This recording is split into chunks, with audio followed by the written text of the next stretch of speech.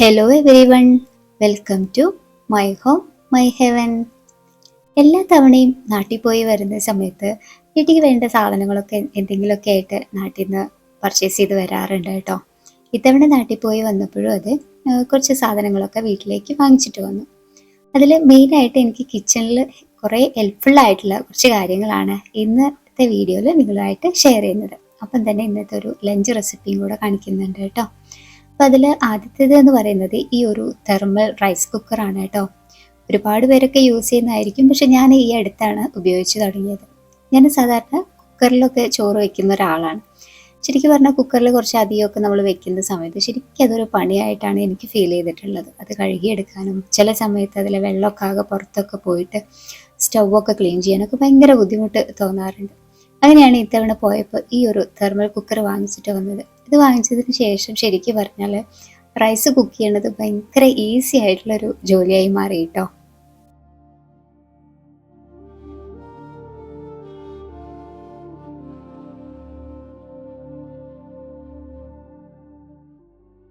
ഇത് rice cook ചെയ്യാൻ വേണ്ടിയിട്ട് ഞാൻ ഈ ഒരു കുക്കറിൻ്റെ കൂടെയുള്ള ഈ ഒരു പോട്ടിൽ വെള്ളം തിളപ്പിക്കാൻ വേണ്ടി വെച്ചിട്ടുണ്ട്. അതിനുശേഷം നമ്മൾ സാധാരണ ചെയ്യുന്ന പോലെ തന്നെ അരിയൊക്കെ കഴുകിയിട്ട് വെള്ളം നന്നായിട്ട് തിളയ്ക്കുന്ന സമയത്ത് നമുക്ക് അതിൽ അരി ഇട്ടിട്ട് വേവിക്കാൻ വേണ്ടിയിട്ട് ഇടാം. ജസ്റ്റ് ഒരു അരമണിക്കൂറൊക്കെ ഒന്ന് നന്നായിട്ടൊന്ന് തിളപ്പിച്ചാൽ മതി. അരമണിക്കൂർ വേണമെന്നില്ല, ഓരോരുത്തർക്ക് നമുക്ക് ഓരോരുത്തരുടെ ഇഷ്ടം ഉണ്ടാവില്ല. ചിലർക്ക് നന്നായിട്ട് കുക്കാവുന്ന ഇഷ്ടം, ചിലർക്ക് വല്ലാണ്ട് കുക്ക് ചെയ്യുന്ന ഇഷ്ടാവില്ല. ഞാൻ സാധാരണ ഒരു അരമണിക്കൂറോളം ആ റൈസ് അതിൽ നന്നായിട്ടൊന്ന് തിളപ്പിച്ചെടുക്കാറുണ്ട് കേട്ടോ. അതിന് ശേഷമാണ് ആ പോട്ടിലേക്ക് മാറ്റി വയ്ക്കാറ്. അപ്പം തന്നെ ഞാനിതാ പിന്നെ അടുത്തത് വാങ്ങിയിട്ടുണ്ടായിരുന്ന സാധനം എന്ന് പറയുന്നത് ഈ ഒരു കൽച്ചട്ടി. അപ്പം എൻ്റെ അടുത്ത് ഇതിൻ്റെ മുമ്പ് വേറെ ഒരു ചെറിയൊരു സൈസ് കൽച്ചട്ടി ഉണ്ടായിരുന്നു. ഇത്തവണ പോയി വന്നപ്പോഴാണ് ഈ ഒരു വലുത് വാങ്ങിയിട്ട് വന്നത് കേട്ടോ. ഇതിൽ പോരുകറിയോ സാമ്പാർ അതുപോലത്തെ ഐറ്റംസ് ഒക്കെ ഉണ്ടാക്കാൻ നല്ല ടേസ്റ്റാണ്. പിന്നെ അറിയാലോ, ഇതൊന്ന് ചൂടായി കിട്ടാൻ കുറച്ച് സമയം എടുക്കുന്നേ ഉള്ളൂ. ചൂടായി കഴിഞ്ഞ് കഴിഞ്ഞാൽ നമുക്ക് കുക്കിംഗ് ഭയങ്കര ഈസി ആയിരിക്കും. മെയിനായിട്ട് ഇതിൻ്റെ ടേസ്റ്റ് തന്നെയാണ്. ഇതിൽ ഓരോരോക്കെ ഉണ്ടാക്കി ഭയങ്കര ടേസ്റ്റ് ആയിരിക്കും. ഇത് ഞാൻ ഒരുപാട് അന്വേഷിച്ച് നടന്നിട്ടാട്ടോ എനിക്ക് കിട്ടിയത്. എനിക്ക് ലാസ്റ്റ് കിട്ടിയത് ഗുരുവായൂർ അമ്പലത്തിൻ്റെ അടുത്തുള്ള കടകളുണ്ടല്ലോ, അവിടുത്തെ ഒരു കടയിൽ നിന്നാണ് എനിക്കിത് കിട്ടിയത്. അവിടെ ഒരു 2-3 ടൈപ്പ് ഉണ്ടായിരുന്നു. ഒരുപാട് കളക്ഷനൊന്നും ഉണ്ടായിരുന്നില്ല, ആകെ 2-3 തന്നെ ഉണ്ടായിരുന്നുള്ളൂ. അതിൽ എനിക്ക് ഓക്കെ ആയിട്ട് തോന്നിയിട്ടുള്ള ഒരെണ്ണം അവിടുന്ന് മേടിച്ചതാണ് കേട്ടോ ഇത്.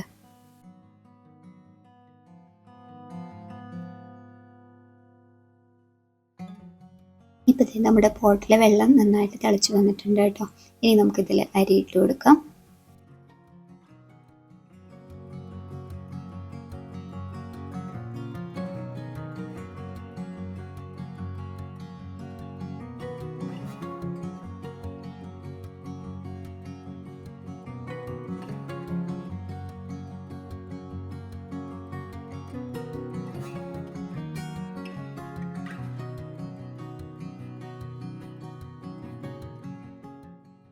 ഏതാണ്ട് ഒരു അരമണിക്കൂർ ഞാൻ നന്നായിട്ട് അരി തിളപ്പിച്ചെടുത്തിട്ടുണ്ട് കേട്ടോ. അതിനുശേഷം നമ്മളിതാ ഇതുപോലെ ഈ ഒരു പോട്ടിൽ ഇറക്കി വെച്ചാൽ മതി. ഇതെനിക്ക് തോന്നുന്നു നാട്ടിലൊക്കെ ഒരുപാട് എല്ലാവരും യൂസ് ചെയ്യുന്ന ഒരു ഐറ്റമാണ്. പ്രത്യേകിച്ച് രാവിലെ മക്കളെ സ്കൂളിലേക്കൊക്കെ വിടുന്നവരൊക്കെ ലഞ്ചൊക്കെ കൊണ്ടുപോകണമെങ്കിൽ തലേന്ന് രാത്രി തന്നെ നമുക്ക് ഇതേപോലെ ഇതിൽ ഇറക്കി വെച്ച് കഴിഞ്ഞ് രാവിലെ നമുക്ക് ഈസി ആയിട്ട് ചോറ് ജസ്റ്റ് വാർത്തെടുത്താൽ മതി. ഞാനിവിടെ മക്കൾക്ക് സ്കൂളിലേക്ക് അങ്ങനെ ചോറ് കൊണ്ടുപോകാത്തതുകൊണ്ട് എനിക്ക് തലേദിവസം വെക്കേണ്ട ആവശ്യമില്ല. ഞാൻ രാവിലെ തന്നെയാണ് ചെയ്യാറുള്ളത്. അങ്ങനെ ആവശ്യമുള്ളവർക്ക് കുറച്ചുകൂടെ ഹെൽപ്ഫുള്ളായിരിക്കും. അടുത്തതായിട്ട് കുക്ക് ചെയ്യാൻ പോകുന്നത് ഉപ്പേരിയാണ് കേട്ടോ. ഈ ഒരു ചട്ടിയും ഞാൻ നാട്ടിൽ നിന്നുകൊണ്ട് ഇത്തവണ കൊണ്ടുവന്നല്ല, ഇതിന് മുമ്പ് കൊണ്ടുവന്നു. അപ്പോൾ ഇങ്ങനത്തെ ഐറ്റംസ് ഒക്കെ എപ്പോഴും ഞാൻ നാട്ടിൽ പോയി വരുന്ന സമയത്താണ് കേട്ടോ കൊണ്ടുവരാറുള്ളത്. ഇതൊരു അയൺ ചട്ടിയാണ് കേട്ടോ. പിന്നെ ഇതുപോലത്തെ മൺചട്ടി, ഇതുപോലത്തെ ഐറ്റംസ് ഒക്കെ ഞാൻ എപ്പോഴും നാട്ടിൽ നിന്നാണ് വാങ്ങിയിട്ട് വരിക. ഇവിടെ നിന്ന് മേടിക്കാറുണ്ട്, മൺചട്ടിയൊക്കെ ഇവിടെ കോമൺ ആയിട്ട് കിട്ടാറുണ്ട്. പക്ഷെ എനിക്ക് അത്ര ക്വാളിറ്റി നന്നായിട്ട് തോന്നിയിട്ടില്ല. അപ്പം നമ്മളിത് നേരത്തെ കൽച്ചട്ടിയിൽ വെച്ച് മോര് കറിക്ക് വേണ്ടിയിട്ടുള്ള മോരൊക്കെ ഞാൻ അതിൽ ആഡ് ചെയ്യണം കേട്ടോ.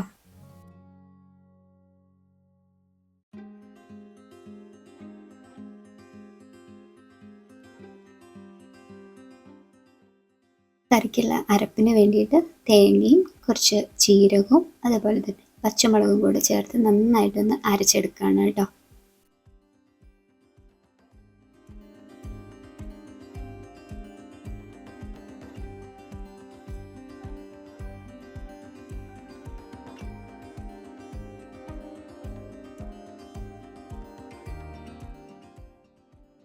ഇത് നമ്മുടെ തോരന് വേണ്ടിയിട്ടുള്ള തേങ്ങയാണ് കേട്ടോ. തേങ്ങയും കുറച്ച് വെളുത്തുള്ളി, ഇഞ്ചി, അതേപോലെ തന്നെ ചെറിയ ഉള്ളി, പച്ചമുളക്, ഇത്ര ഐറ്റംസ് ആണ് കേട്ടോ ഈ ഒരു തേങ്ങ ചതയ്ക്കുന്നതിൻ്റെ കൂട്ടത്തിൽ ഞാൻ ആഡ് ചെയ്യുന്നത്.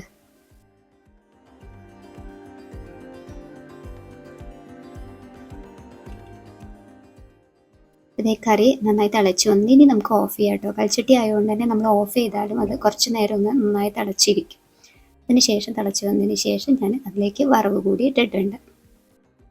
ഇനി കൽച്ചട്ടി ആയതുകൊണ്ട് തന്നെ നമ്മൾ കുറച്ച് നേരം അതിൽ തന്നെ വെക്കണം, അപ്പോഴാണ് ഒരു കംപ്ലീറ്റ് ടേസ്റ്റ് അതിലേക്ക് വരിക. നമ്മൾ നേരത്തെ ചതച്ചെടുത്ത് തോരനുള്ള തേങ്ങയും കൂടെ ഇതിൽ ചേർക്കുകയാണ്. ഞാൻ എണ്ണ ഒഴിച്ച് ചൂടാക്കാറില്ല അധികവും. തോരന് ഇതുപോലെ തേങ്ങയൊക്കെ ഇട്ട് ഇളക്കിയതിന് ശേഷം ജസ്റ്റ് വെളിച്ചെണ്ണ ഒഴിച്ചിട്ട് ഓഫ് ചെയ്തിട്ട് അടച്ചു വെക്കുകയാണ് ചെയ്യാറുള്ളത് കേട്ടോ. വെളിച്ചെണ്ണയും കുറച്ച് കറിവേപ്പിലയും കൂടെ ആഡ് ചെയ്യുന്നുണ്ട്.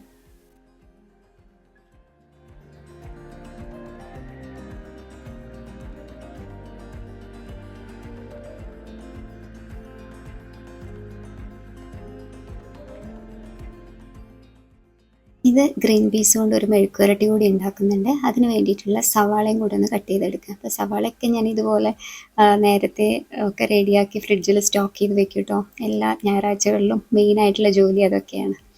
അപ്പോൾ ഞാൻ വേവിക്കാൻ വെച്ച ഗ്രീൻ പീസിൽ കുറച്ചെടുത്ത് മാറ്റി വയ്ക്കുകയാണ് കേട്ടോ. അത് നെക്സ്റ്റ് ദിവസം ബ്രേക്ക്ഫാസ്റ്റിനുള്ള കറിക്കുള്ളത് ഞാൻ ഇപ്പോഴേ ഇതിൽ നിന്ന് കുറച്ച് മാറ്റിയെടുത്ത് വയ്ക്കുകയാണ്.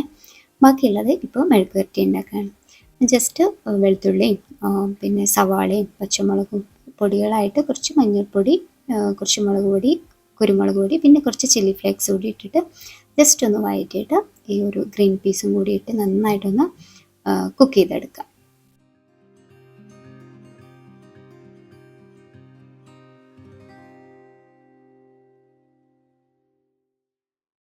ഇതേ നമ്മുടെ ഗ്രീൻ പീസിൻ്റെ മെഴുക്ക് വരട്ടിയും കൂടെ റെഡി ആയിട്ടുണ്ട് കേട്ടോ. നല്ല ടേസ്റ്റാണ്, പക്ഷേ ഈസി ആയിട്ട് നമുക്ക് ഉണ്ടാക്കി എടുക്കാനും പറ്റും.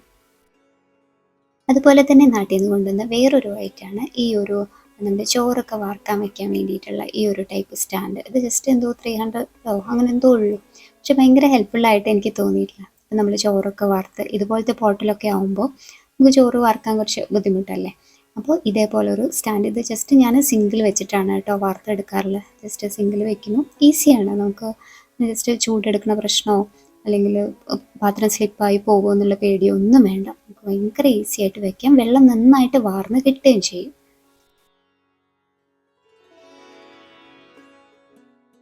ഇതിനൊക്കെ പുറമെ എല്ലാ തവണയും വാങ്ങാറുള്ള പോലെ കുറച്ച് കുഞ്ഞു കുഞ്ഞു ഐറ്റംസ് കൂടെ മേടിച്ചിട്ടുണ്ടായിരുന്നു കേട്ടോ.